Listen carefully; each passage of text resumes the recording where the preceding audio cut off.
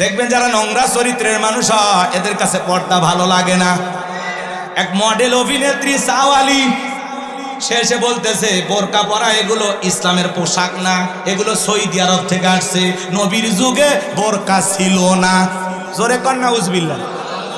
ওই মডেল অভিনেত্রী সুন্দরী ওই মহিলা বলতেছে নবীর যুগে বোরকা ছিল না, এগুলো সৌদির পোশাক, সৌদি আরব থেকে এই দেশে এসেছে, আর জোর করে মানুষের উপরে চাপায় দেওয়া হচ্ছে।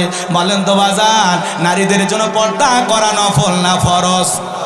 আল্লাহ বলেন অকরনা ফি বুয়ুতিকুন্না ওয়ালা তাবাররাজনা তাবাররুজাল জাহিলিয়াতিল উলা।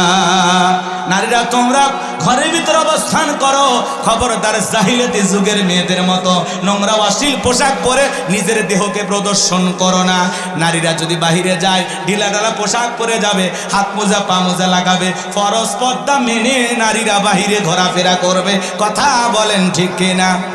পর্দা হলো নারীকে সিকিউরিটি দিবে, পর্দা নারীর নিরাপত্তা দেবে, পর্দাশীল নারীর উপরে আল্লাহর রহমত নাজিল হয়। পর্দা হলো প্রত্যেকটা নারীর সৌন্দর্য বৃদ্ধি করে। কথা কয় না কেন? হেজাব পর্দা হলো প্রত্যেকটা নারীর অহংকার। কথা বলে ঠিক কিনা?